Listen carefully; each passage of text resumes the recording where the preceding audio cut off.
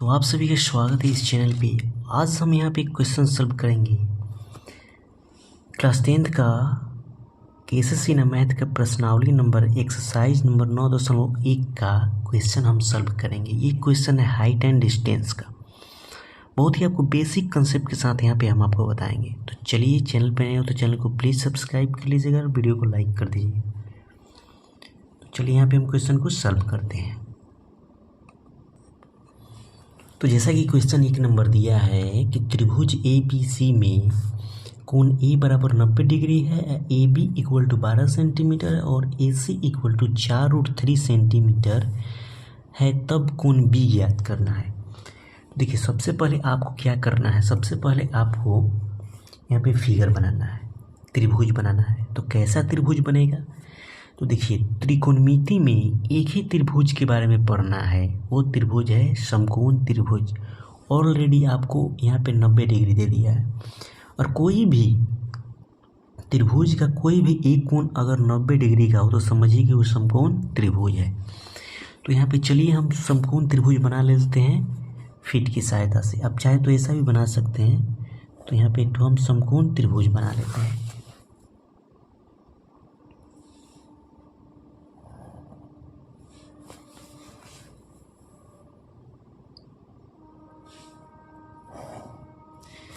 ये आपका समकोण त्रिभुज बन गया। यहाँ पे है 90 डिग्री, ठीक। 90 डिग्री लिख सकते हैं या 90 डिग्री का ये सिंबल है, ठीक। अब आपसे बोला है कि कोण ए, यहाँ पे जो होगा ना ए इक्वल टू बोला है 90 डिग्री। तो यहाँ पे ए, चाहे तो यहाँ पे आप बी लिख सकते हैं या यहाँ पे बी लिख सकते हैं, जहाँ मन करे वहाँ पे आप बी लिख दीजिए। तो चलिए हम नीचे बी लिख देते हैं, ए बी, ये वाला हो गया सी।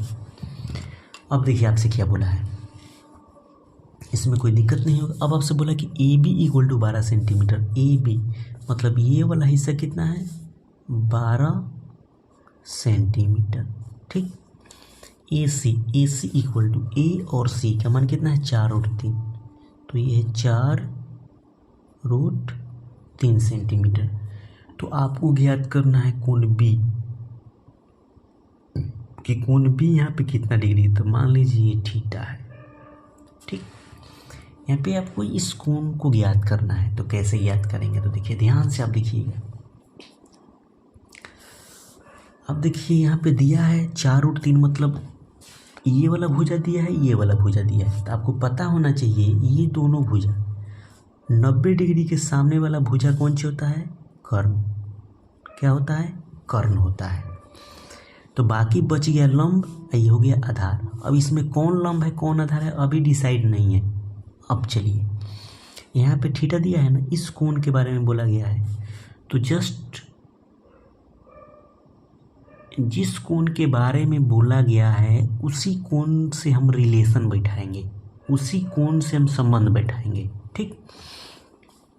हम इसी कोण को लेंगे। तो इस कोण के सामने जब चलेंगे तो इसके सामने वाला भुजा क्या मिलता है, हमेशा लंब मिलता है। कोण के सामने वाला भुजा हमेशा लंब होता है, जिस कोण के बारे में बात हो रहा है, ठीक। और जो बच गया भुजा ये कौन सी हो गया, आपका आधार हो गया, ठीक। कोण के सामने वाला भुजा लंब, ये आधार, ये कर्ण, ठीक। तो देखिए, हमको लंब चाहिए, आधार चाहिए। तो किस फॉर्मूला में, किस त्रिकोणमिति निष्पत्तियाँ में, अनुपातों में लंब और आधार होता है? तो अब जानते हैं कि tan थीटा में होता है और cot थीटा में होता है। तो tan थीटा बराबर क्या होता है, लंब बटा आधार। cot थीटा बराबर क्या होता है, आधार बटा लंब। tan थीटा में भी होता है और cot थीटा में भी होता है। तो अब आपके मन में प्रश्न उठ रहा होगा कि हम tan थीटा लेंगे कि cot थीटा लेंगे, क्योंकि दोनों में है। हम बोल देंगे यहाँ पे हम tan थीटा लेंगे, या हम बोल दें यहाँ पे cot थीटा लेंगे। तो यहाँ पे हम किसको लेंगे, tan थीटा को लेंगे, cot थीटा को लेंगे। तो आप देख सकते हैं कि tan थीटा में भी लंब है और आधार है, cot थीटा में भी आधार है और लंब है। तो अब यहाँ पे प्रश्न उठ रहा होगा, तो आप जिसको मन करे उसको लिख सकते हैं। आप यहाँ पे tan को भी ले सकते हैं, आप यहाँ cot को भी ले सकते हैं, यहाँ पे कोई दो राय नहीं है। तो यहाँ पे हम लेते हैं tan थीटा। तो tan थीटा इक्वल टू क्या होता है, लंब बटा आधार, tan थीटा। तो tan थीटा, ये थीटा, अब ये थीटा हो गया, तो लंब, तो थीटा के सामने वाला भुजा कौन सी, लंब। लंब का मान कितना है यहाँ पे, AC। लंब का नाम क्या है, AC बटा आधार कौन सी हो जाएगा आपकी, BC। देखिए इस कोण के लिए आधार होता है ये वाला, ठीक। तो क्या नाम है, AB। तो tan theta equal to AC, AC का मान देख सकते हैं कितना दिया है, 4√3। तो आप लिखेंगे 4√3 बटा AB। AB का मान कितना दिया है, 12। तो यहाँ पे लिखेंगे 12, 4 तिहाई 12। तो tan थीटा इक्वल टू हमको मिल गया √3 बटा 3। अब थोड़ा आप रिवर्स करिए, चलिए 9th क्लास में। अब आपको चलना है 9th क्लास में। तो √3 है बट्टा, अब 9th क्लास में पढ़े होंगे कि 1 3 के बदला में, 1 3 के बदला में 2 √3 लिखते हैं। मतलब 1 3 के बदला में 2 टोपी वाला 3 लिखते हैं। तो 1 रूट से 1√3 कैंसिल हो गया, तो आपको मिला 1 बटा √3। तो tan थीटा इक्वल टू 1 बटा √3। तो tan थीटा इक्वल टू, अब आपको पता होना चाहिए कि tan थीटा में कितना डिग्री का मान 1 बटा √3 होता है। तो आपको पता होना चाहिए कि tan 30 डिग्री इक्वल टू होता है 1 बटा √3। tan 30 का मान होता है 1 बटा √3। तब 1 बटा √3 के बदला में लिखेंगे tan 30 डिग्री। तो देखिए यहाँ पे थीटा का मान कितना आ गया, 30 डिग्री। तो यहाँ पे लिखेंगे थीटा इक्वल टू क्या हो जाएगा, 30 डिग्री। तो जो यहाँ पे कोण बनेगा, कितना बनेगा यहाँ पे, 30 डिग्री का। तो कोण यहाँ पे लिखेंगे कोण B इक्वल टू 30 डिग्री। ये आपका आंसर आ गया। अब चलिए फिर एक ठो नेक्स्ट क्वेश्चन लेते हैं।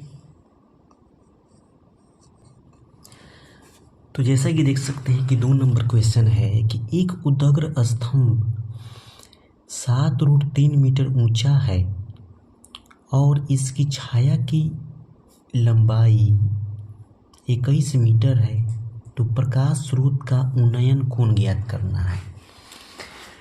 तो चलिए सबसे पहले तो एक उदग्र स्तंभ, स्तंभ में खंभा होता है, तो एक ठो तो सबसे पहले आप यहाँ पे सीधा खंभा बनाइए।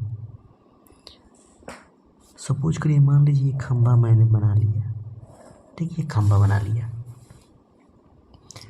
अब कह रहा है कि एक उदग्र स्तंभ 7√3 मीटर ऊंचा है। ये जो है 7√3 मीटर ऊंचा है और इसकी छाया, ये स्तंभ है, ठीक। जब इस पे इधर से हम प्रकाश डालेंगे, इधर से प्रकाश, तो छाया कहाँ बनेगा, नीचे बनेगा। सपोज करिए जब यहाँ पे है तो इसका छाया कहाँ बनेगा, नीचे बनेगा। तो छाया यहाँ पे नीचे बन रहा है, छाया ही बन गया, इस खंबे का छाया यहाँ पे बन गया। तो अब आप देख सकते हैं कि ये क्या बन गया। अब दोनों शीर्षों को यहाँ पे आपको मिला देना है, क्योंकि आप जानते हैं कि हाइट एंड डिस्टेंस में आपको समकोण त्रिभुज के बारे में पढ़ना है। अब वो कैसा भी बोलेगा प्रश्न का भाषा, अब आपको बनवाना, वो आपसे बनवाएगा तो समकोण त्रिभुज ही बनाएगा। तो ये समकोण त्रिभुज बन गया। अब देखिए ये उदग्र स्तंभ है, ठीक, यहाँ पे 90 डिग्री का कोण बन गया। मान लीजिए ये A है, ये B है, ये C है। नाम नहीं बोला है तो नाम अपने से डाल दीजिए। आप चाहें तो ये भी A B C, मतलब कैसे भी मन करे वैसे आप लिख सकते हैं, ठीक। आपसे यहाँ पे बोला नहीं है कि आपके कोण A का मान 90 डिग्री है, यहाँ पे क्वेश्चन में नहीं बोला है। अब देख सकते हैं कि स्तंभ की ऊंचाई कितना है, 7√3 मीटर। तो ये जो है 7√3 मीटर इसकी ऊंचाई है और इसकी छाया की लंबाई कितनी है, 21 मीटर। तो 21 मीटर छाया की लंबाई है और 7√3 मीटर इसकी ऊंचाई है। तो आपसे बोले प्रकाश स्रोत का उन्नयन कोण याद रखिएगा। उन्नयन कोण हमेशा नीचे बनता है, उन्नयन कोण हमेशा नीचे बनता है और अवनमन कोण हमेशा ऊपर बनता है। ठीक, तो उन्नयन कोण मतलब इस कोण के बारे में बोला है, आपको इस कोण को ज्ञात करना है। ठीक, तो ध्यान से देखिए, जिस कोण को बारे में बोला है उस कोण को आपको क्या करना है, बस उस कोने को पॉइंट करना है। अब इसी कोण से हमको ज्ञात करना है कि इसमें किस सूत्र का यूज होगा। तो ध्यान से देखिए, हम इस कोण के सामने वाले भुजा पे चलेंगे तो हमको क्या मिलेगा, तो कोई भी थीटा या किसी कोण के सामने वाला भुजा हमेशा क्या होता है, लंब होता है। ठीक, 90 डिग्री के सामने वाला भुजा कर्ण होता है, और ये जो भुजा बच गया तो क्या होगा, आधार होगा। तो आपको पता होना चाहिए कि एक समकोण त्रिभुज लंब आधार कर्ण से मिलके बना होता है। ठीक, तो 90 डिग्री के सामने वाला भुजा कर्ण हो गया, थीटा के सामने वाला भुजा लंब हो गया, और जो भुजा बच गया वो क्या हो गया, आधार हो गया। तो ध्यान से देखिए, आपको लंब दिया है और आधार दिया है, तो लंब आधार में रिलेशन खोजना है। तो त्रिकोणमितीय अनुपातों में किस फॉर्मूला में लंब आधार मिलता है, तो अभी आप बोलिएगा कि हमको मिलेगा tan थीटा बराबर क्या होता है, लंब बटा आधार होता है, और cot थीटा बराबर भी होता है आधार बटा लंब। तो आप बोलिए कि tan थीटा में भी मिलता है और cot थीटा में भी मिलता है। दोनों सूत्र में, दोनों फॉर्मूला में हमको लंब आधार मिलेगा। तो यहाँ पे आप किसका यूज करेंगे, आप किसको लेंगे, तो यहाँ पे आप जिसको मन करे उसको ले सकते हैं। आप चाहें तो tan को भी ले सकते हैं, चाहे तो cot को भी ले सकते हैं, आंसर में कोई परिवर्तन नहीं होगा। तो चलिए सबसे पहले हम आपको tan थीटा को लेकर बताते हैं, उसके बाद cot थीटा को लेकर बताएंगे कि आपका जो आपका मतलब क्या बोलते हैं, जो आपका जो एथी है वो आपका मतलब शक नहीं रहेगा। ठीक, तो tan थीटा इक्वल टू क्या होता है, लंब बटा आधार।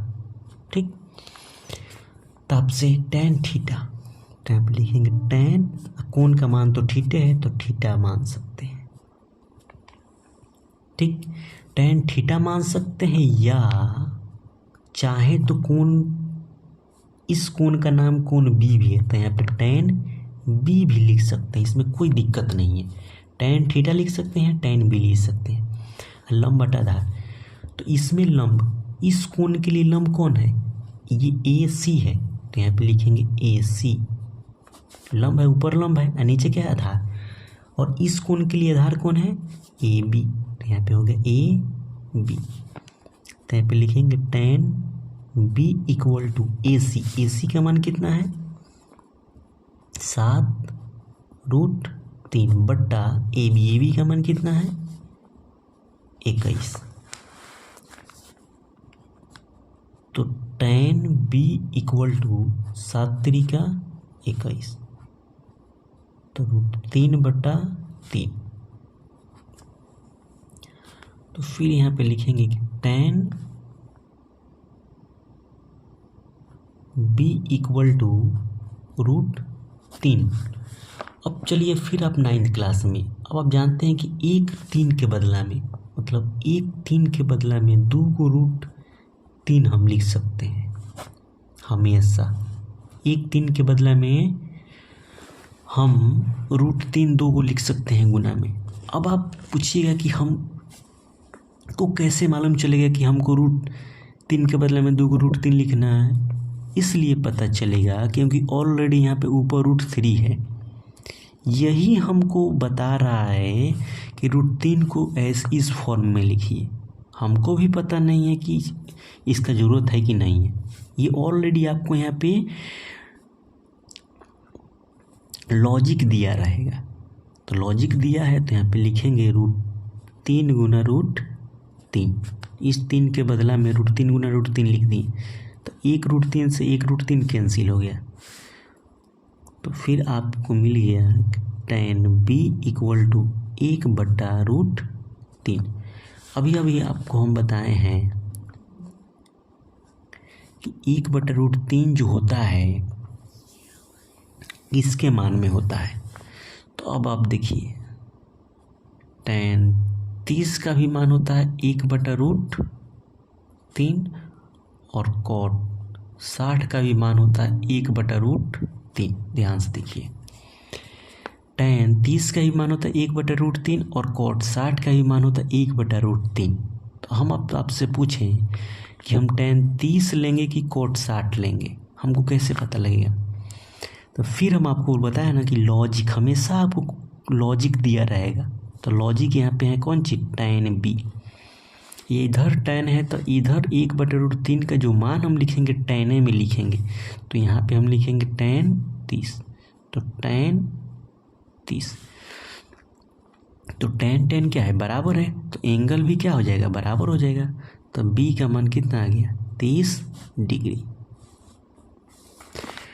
अब आपके मन में प्रश्न उठ रहा होगा कि हम cot यहाँ पे ले सकते हैं कि नहीं। जैसे हम यहाँ पे tan थीटा लेके लंब बटा आधार बनाए, तो अब हम आपको बता रहे हैं cot थीटा लेके आधार बटा लंब। अगर यहाँ पे हम cot थीटा ले लें सेकेंड केस में, अगर यहाँ पे cot थीटा ले लें तो cot थीटा बराबर क्या हो जाएगा? आधार बटा लंब। तो cot थीटा चाहे आप कोण, देखिए आप चाहें तो थीटा लिख सकते हैं, कोण भी लिख सकते हैं। तो आप यहाँ पे लिख दीजिए, कोण भी लिख दीजिए, कोई दिक्कत नहीं। आधार का मान कितना है? आधार का मान कितना है? 21 है, तो यहाँ पे लिख दीजिए 21। लंब का मान कितना है? 7√3 है, तो लंब का मान कितना है? 7√3 है, तो 3 सते 21। तो cot b इक्वल टू 3/√3। तो cot b इक्वल टू, फिर 3 के बदला में क्या लिख सकते हैं? √3 गुना √3/√3। तो 3 से 3 कैंसिल हो गया, तो आपको यहाँ पे मिला cot b इक्वल टू √3। तो cot b इक्वल टू, अब cot कितना डिग्री का मान √3 होता है? तो यहाँ पे देखिए cot जो होता है, cot 30 डिग्री का मान √3 होता है और tan 60 डिग्री का मान √3 होता है। तो यहाँ पे हम cot लेंगे कि tan 60 लेंगे, क्योंकि दोनों का मान √3 होता है। तो √3 के बदले में यहाँ पे tan 60 लिखेंगे कि cot 30 लिखेंगे। तो हमेशा हम आपको बताया है कि हमेशा आपको क्वेश्चन में लॉजिक दिया रहेगा। तो लॉजिक दिया है कि cot लेना है, इधर cot है तो इधर भी हम cot लेंगे। तो cot लिखेंगे cot 30 डिग्री। तो cot जब बराबर हो गया तो b कोण क्या आ जाएगा? बराबर हो जाएगा। तो कोण b का मान कितना आ गया? 30 डिग्री। तो आप चाहे तो tan लिखिए, चाहे तो cot लिखिए, जिससे मन करे उससे जब निकालिएगा तो आंसर क्या आएगा? सेम आएगा। तो चलिए, अगर वीडियो अच्छा लगा हो तो प्लीज़ हमारे चैनल को सब्सक्राइब कर लीजिएगा और वीडियो को लाइक कर दीजिएगा। तो इसलिए, और कमेंट करके बताइएगा कि वीडियो कैसा लगा। अगर अच्छा लगा हो तो प्लीज़ सब्सक्राइब कर दीजिएगा चैनल को। इससे मिलते हैं नेक्स्ट वीडियो में, तब तक के लिए जय हिंद, जय भारत।